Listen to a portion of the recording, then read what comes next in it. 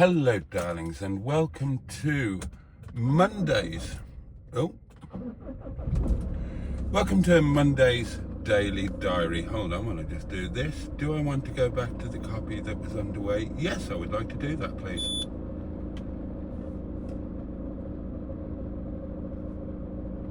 Oh, it's that button, isn't it? Yes. Right, yeah, welcome to Monday Night Live. It is showing the wrong time. I'm in Officer Crabtree, and Officer Crabtree is telling me it's 7:22. It isn't, it's 6:22. I haven't done his clock yet after the doings. Right, before I go any further, do not panic. If you saw the title and or thumbnail and started panicking, don't panic. Absolutely no need to panic. This is not some shameful expose of a vlog where, how close are you to Netty? Bloody hell. Dear me. This is not some shameful expose where I reveal that I used to have a problem with gambling and that's why I became poor. No, it's not that. And it's definitely not that I've got a problem with gambling now and that's why I'm poor. So don't panic, it's nothing like that at all. Although, as I'm going to go on to tell you about, there was a period in my life where I did gamble. And in point of fact, oh God, I've got the windscreen wipers wrong. They're different on each of the cars. The way that you put them onto auto wipe is different. And I always get confuddled. Right, here we go. Look, we're turning right instead of left. That's a change, isn't it? Yeah, and in point of fact, I am on my way to the casino now. Again, do not panic. It's not what you think. I promise it's not what you think. I will explain. Right, it's Monday. Obviously, the restaurant is closed on Monday. And if you are a regular viewer, you will know that I was going to Wales today in Netty to meet with friends. I'm not going... Oh, God. Oh, I've put the auto wipers on again, haven't I? Christ.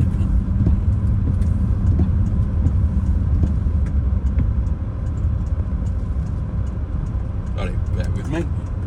Yeah, I was going to Wales. I'm not going because I need to save every penny that I can towards the fees for next year's seasonal pitch. So what's happened today, as I said I was going to, I've done, if you were watching last night's live stream, I've done nothing today. Absolutely nothing at all. I got up late. I uploaded a video, admittedly. I've made lunch and that's pretty much it. I've done nothing else of any note whatsoever. And I've enjoyed that. It's been a lovely, restful day. But it's got to the stage of the day that Douglas Adams famously called the long, dark tea time of the soul, where you realise you've had as many bars as you can usefully have in one day, and you get a bit bored. And I'm a bit bored.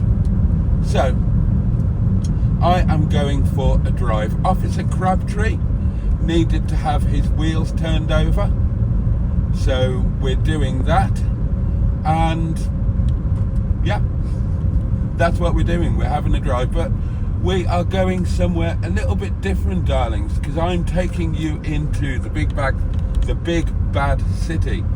We are going to Sheffield, and I just thought, as a little chatty piece, I've got no great updates to give you. No updates to give you on anything at all, really. Nothing of any importance has occurred today. No new information, no disasters, just a nice, peaceful, restful day. I haven't left the cottage until now. So I thought we'd have a little bit of a chatty vlog, and I can just tell you about another little part of my life which will explain why we are going where we are going. So, where to begin with that? Right, yeah, I've never had a gambling problem, and oh God, automatic wipers again. You look at, right, I've turned the automatic wipers on by accident. Oh, they're not playing up. They're doing all right at the moment. They go a bit yampy.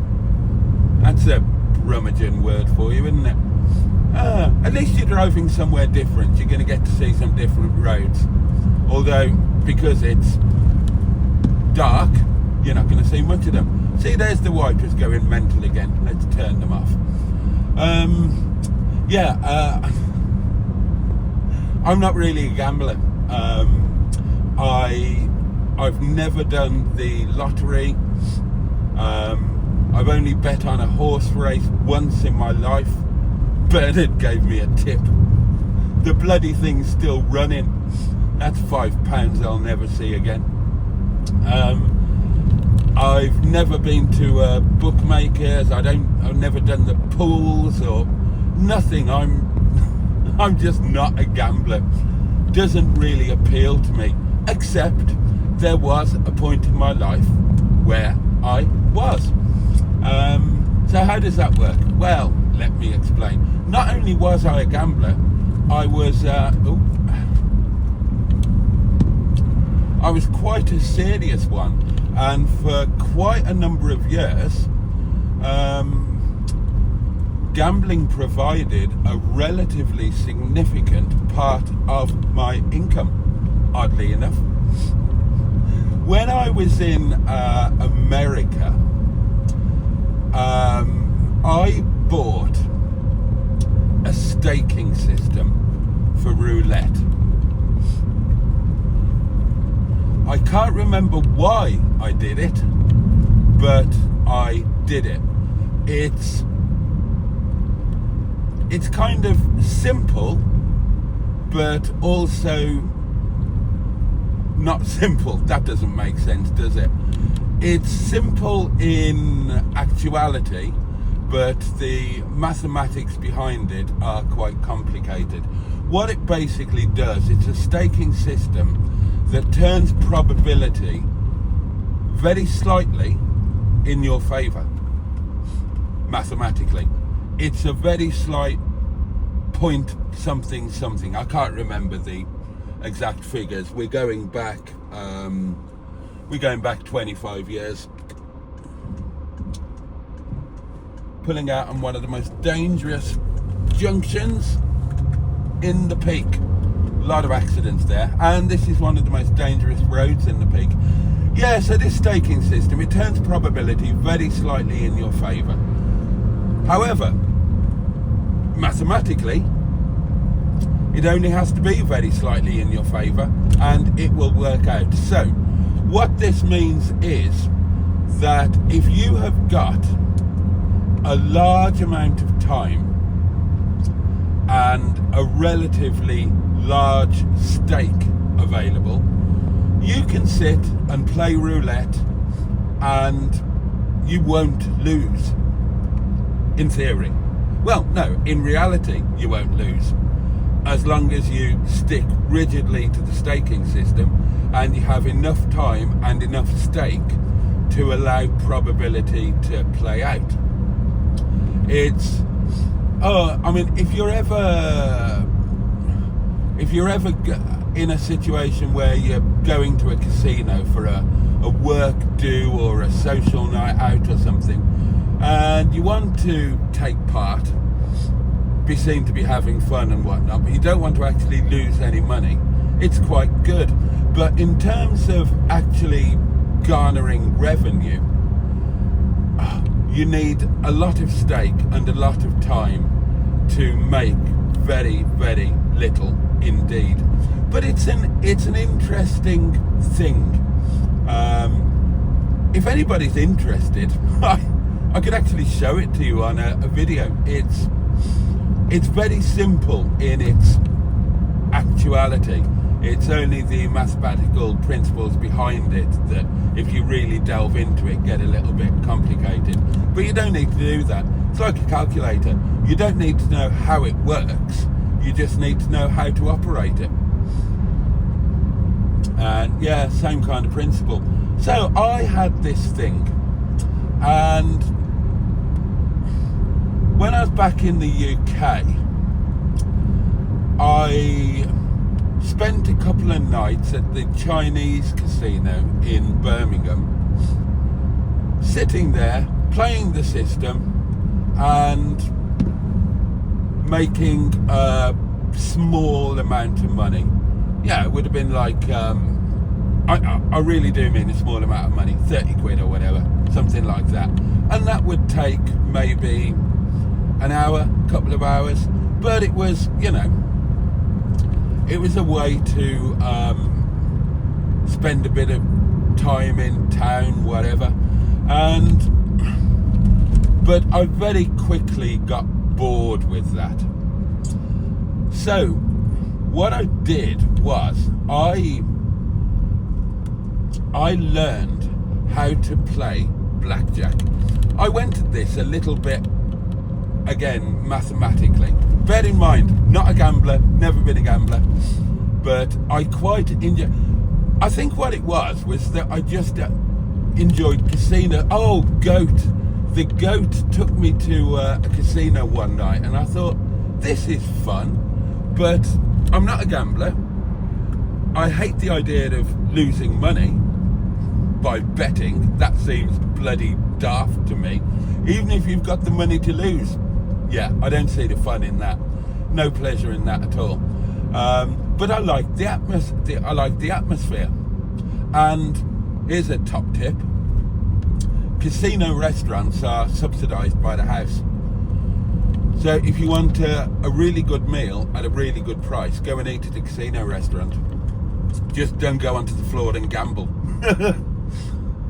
Because then you'll end up giving the house back the money that you saved on your subsidised meal. This is Ola Bar, by the way. We're going over the top, and we're going to drop down into the edge of Sheffield from the peak. So what I did then was I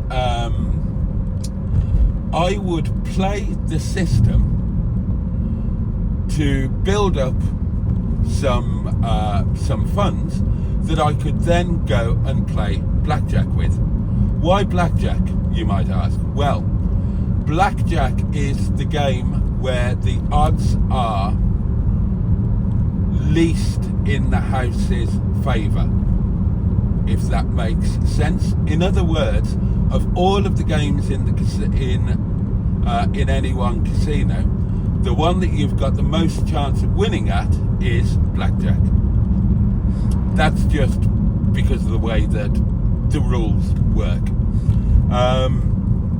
So I taught myself how to play blackjack properly, which means playing by the strict probabilities of what the next card will be.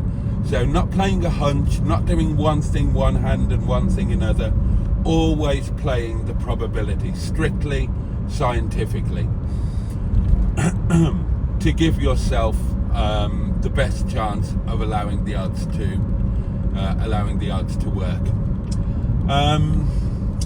So what I'd do is I'd play the system, build up a sum of money that I could then go and play cards with and have a little bit of fun. And it was a bit more exciting than sitting there slogging away at the system. And you know, you could you'd have some good nights, you'd have some bad nights, but it was a bit of fun. And of course, if you do lose, you're not losing your own money. You're losing the casino's money that you won playing the system. So in other words, it's just a way to go and have a fun night out if you happen to enjoy the atmosphere of a casino, without it hurting you financially in any way, shape or form. And yeah, I quite enjoyed it. Now then, when I moved up here, and gave up the businesses and all of that kind of thing.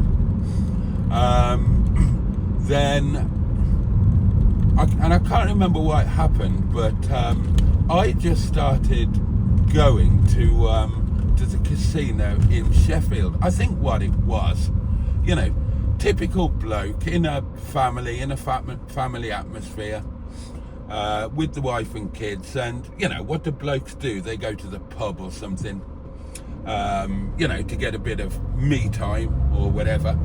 Now, I don't really do pubs. I like a nice pub lunch, nice country pub lunch, but drinking in pubs, evening in pubs, not really me. So I ended up nipping out to the casino of a night and doing the same thing, playing the system, and then playing cards. But I started to refine it a little bit.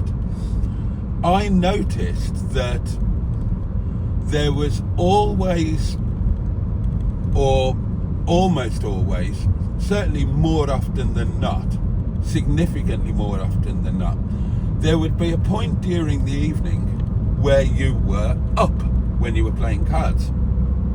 And what do? You carry on playing cards and you end up possibly being more up, but equally possibly losing it all. Oh, ping. So I thought, right, okay, so the trick is that when you're a little bit up, stop. And you're a little bit up much more often than not. So just when you're a little bit up, stop. So I started doing that.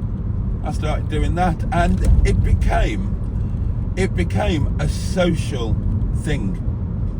That was my social outlet. That was like my local pub. Now, this was back in the day when casinos were casinos. They were there for gambling and for serious gamblers. You didn't pay for your drinks, you didn't pay for your food. They were geared purely towards the serious gambler. And I used to sit there, and a hell of a lot of money used to change hands. Not my money, but yeah, there were some high rollers that I got quite friendly with, and they would win or lose, you know, really significant amounts of money. And I would go from Sunday through to Thursday. I wouldn't go on a Friday and Saturday, too busy. But I would go from Sunday through to Thursday and do that. Now, what did my wife think about that? Well, as you can imagine, when I started going to the casino every night, my missus was somewhat concerned. Christ almighty, I've married somebody with a gambling problem. So to set her mind at rest,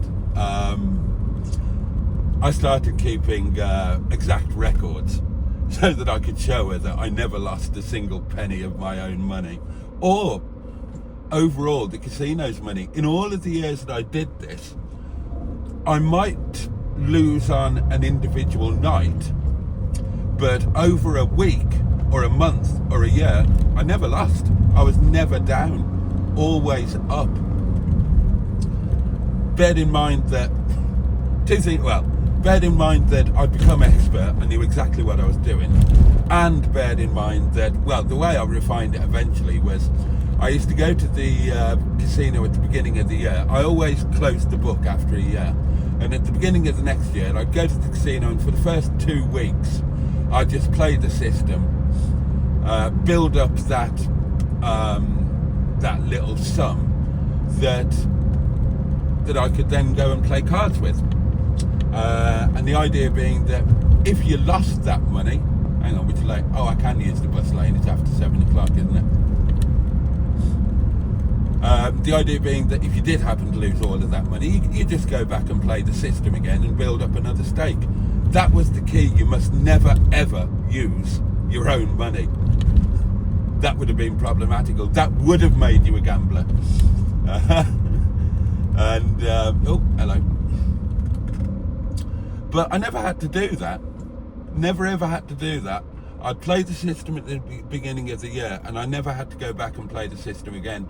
For the rest of the year, I would play exclusively with the casino's money. And I used to keep records, and then I used to take the artist formerly known as Mrs. Boaty. Occasionally she would come with me, and I would demonstrate to her and buy her a really nice meal in the casino restaurant. So she was perfectly happy with that. And she used to quite like, she didn't have the confidence to do it off her own bat, but if I was sitting next to her telling her what to do, she'd have a go herself. But again, with the casino's money, not with her money or with my money, God forbid. And this went on. And it was quite good fun. It was my little social outlet.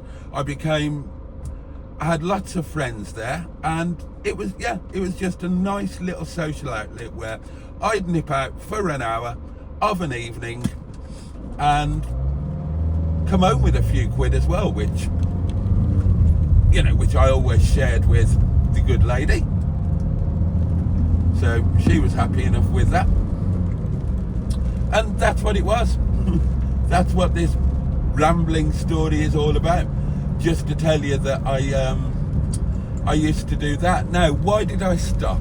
I stopped because casinos changed. Casinos changed. They became places of entertainment rather than just gambling places. Now, the casino that I'm going to tonight is the Grosvenor on Queen's Road in Sheffield, if you happen to know it. Now, back in the day, that was a pretty small, serious little casino, and used to be great. You knew all of the croupiers, you knew most of the other people that were there. It was a really nice atmosphere, and yeah, used to be really nice. And then it changed, it expanded, and not just that one, all of them. And they became places of entertainment. They stopped going after serious gamblers, and they started trying to attract just normal people looking for a night out. And they started putting on entertainment, and suddenly you had to pay for your drinks and pay for your food, and it worked. They dragged in a completely different clientele. But for us old schoolers, that ruined it for us, because that's not what we went there for. And people would be there and they'd be drunk and they'd do all of the wrong things on the table, and it would be embarrassing and annoying, and it just stopped being fun. So I stopped doing it, and that would have been about 12 years ago now, I suppose. However, every now and then, I don't know, once or twice a year, I will pop in for old time's sake, just to say hello to the staff that are still there from back in the day, because there are still staff that have been there now for 30 years, and they're like old friends. So yeah, once or twice a year I'll pop in, have a drink, have a cup of coffee, or very occasionally maybe even a small glass of wine. Just catch up with some old faces, have a little bit of atmosphere for... Oh, hello. I can hear sirens, but I can't see where they are. Oh, they're behind, I think. Ambulance by the look of it.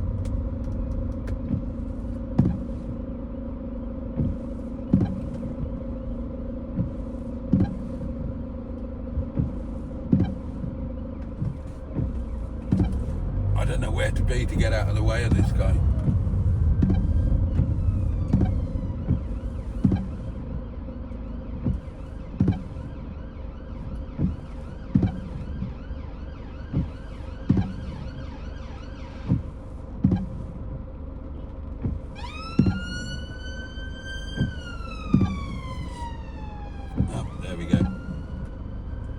There we go.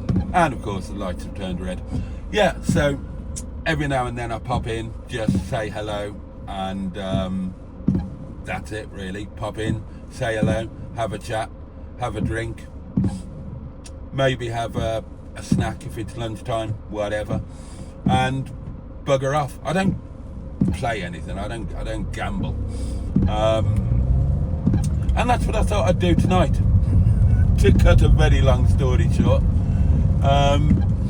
yeah, I just got to the stage of the day where I'd enjoyed the rest. I'm a bit bored. Officer Crabtree needs a run out.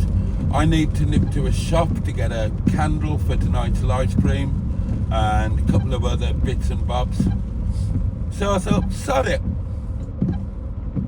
I'll go to the office. I used to call it the office. I'll go to the office for old time's sake. It's something to do, somewhere to go. I'm in the wrong lane, aren't I? Somewhere different to take you. Oh Christ, now there's a bleeding bus.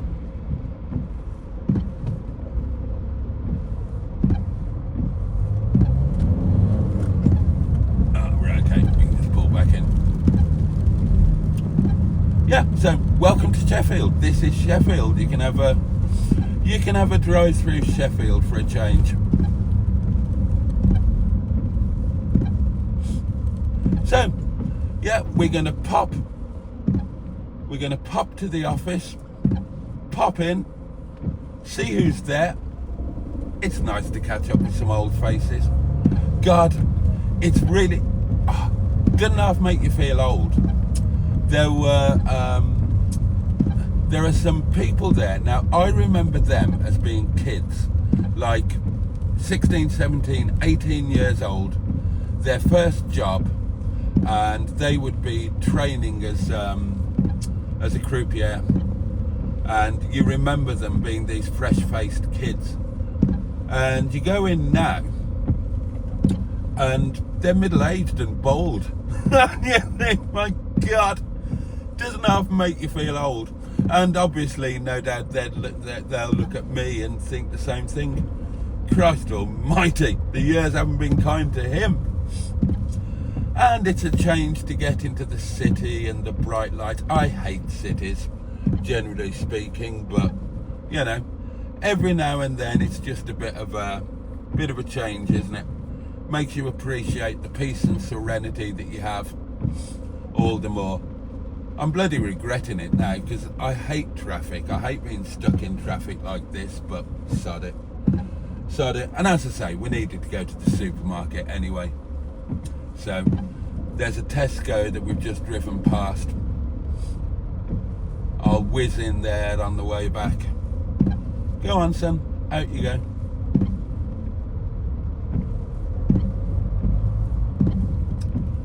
Oh God, I do bloody hate traffic as well. I do bloody hate traffic. Dear, oh dear.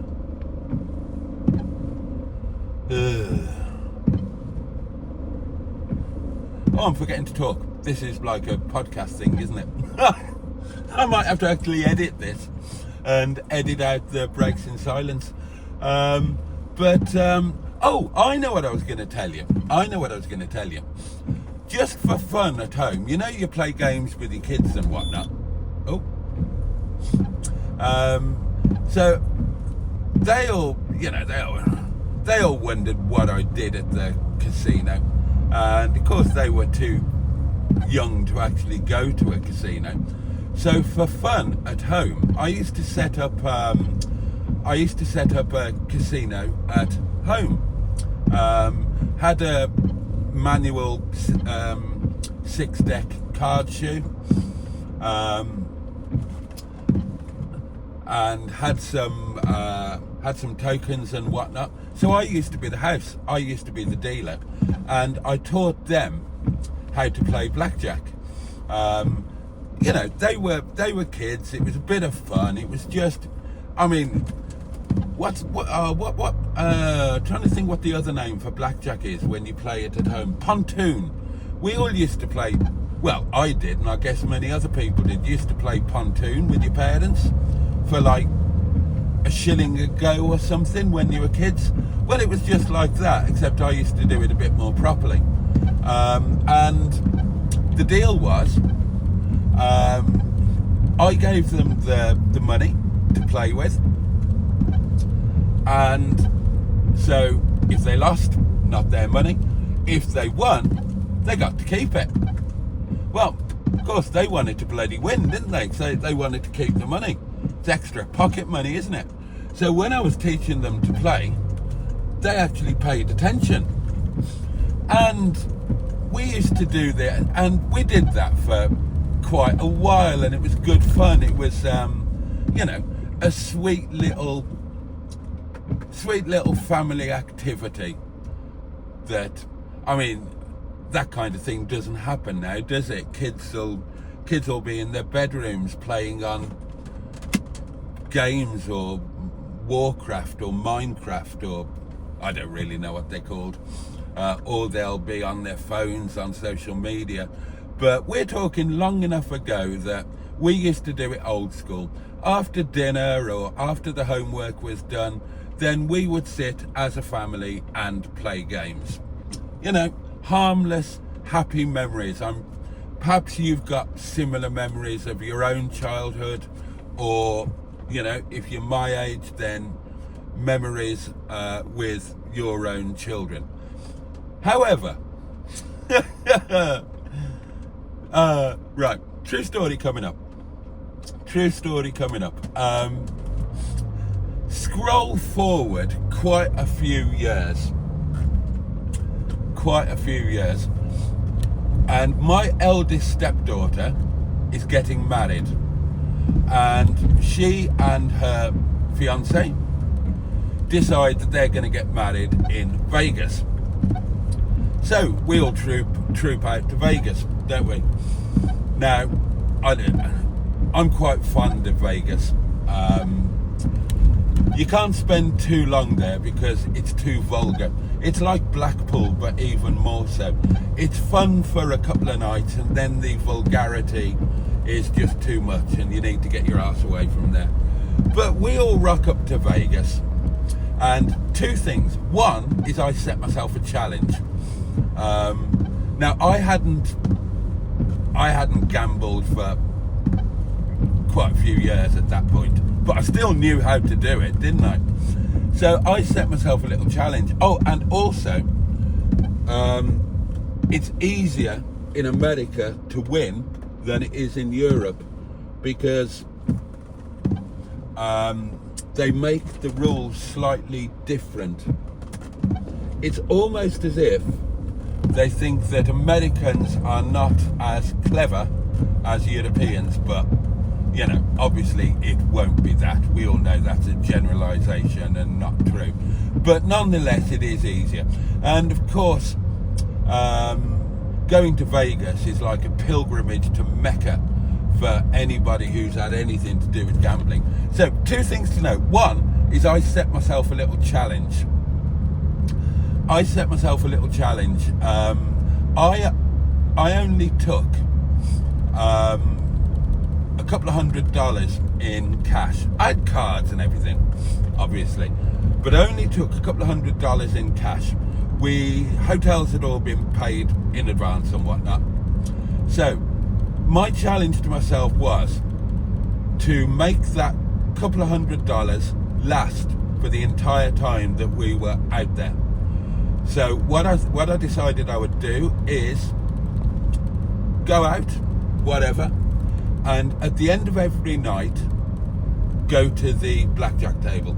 Difficult to avoid. I mean, if you've ever stayed in a hotel in Vegas, you know that you have to walk through the gaming floor to get to your room. They shove temptation right in your face. That's how they operate. And again, you know, hotels are all subsidised. Hotel rooms are free. If you gamble sufficiently in Vegas, they'll give you free hotel room, free food, free woman, whatever you want.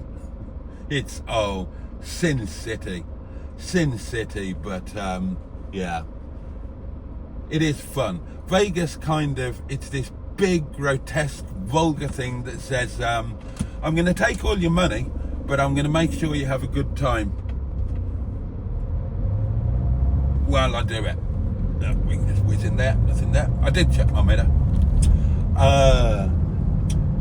So yeah, the plan was that my challenge was go out, whatever you finish the night on the gaming floor. So whatever you spent that day, my challenge was to win it back. So you started the next day with the same couple of $100 that you had. Except it went rather better than expected. And not only did I win back the money I'd spent that day, I won a lot more as well. So ended up, we upgraded to suites. I hired a Cadillac Escalade, which I took out to the Grand Canyon, which I took out to Hoover Dam. We did the helicopter Grand Canyon, picnic, champagne bit. We had a hell of a time. And I still came home with a lot more money than I went out there with. And the other thing of note is that two of the girls, the two eldest girls, they had never forgotten how to play blackjack. All those years ago that we'd played harmlessly for fun as a family, they never forgot how to do it. And they sat there at the tables we were in the Bellagio that time. And they sat there, two beautiful young British women playing blackjack and slaughtering the house. Really doing well. And of course they had a bloody crowd around them, didn't they? Just trying to decide where to park. Yeah, they got this bloody crowd around them, watching them play, and they did really well as well. So there you go. That was a funny little ending to our harmless little fun family nights, playing blackjack around the kitchen table. How long have I been waffling to you for? Bloody hell, 37 minutes. Sorry about that. Right then, darlings, I'm going to nip in, say hello to some old friends. I'll only be gone 20 minutes. And then we'll get our bums to Tesco, get a candle for the live stream, and get back home. Crabtree's had a little bit of a ride out. We could do with some fuel. We've seen some bright lights. Hey, we're in the big bad city. I think that's a first for this YouTube channel, but there we go. Right, thank you for listening to this inane drivel, and everything will be back to normal tomorrow. We'll be on normal roads, and I might have something slightly more interesting to talk about. You never know. All right, darlings, look forward to seeing you next time. In the meantime, much love from me, and on that note, toodle pip. See you tomorrow.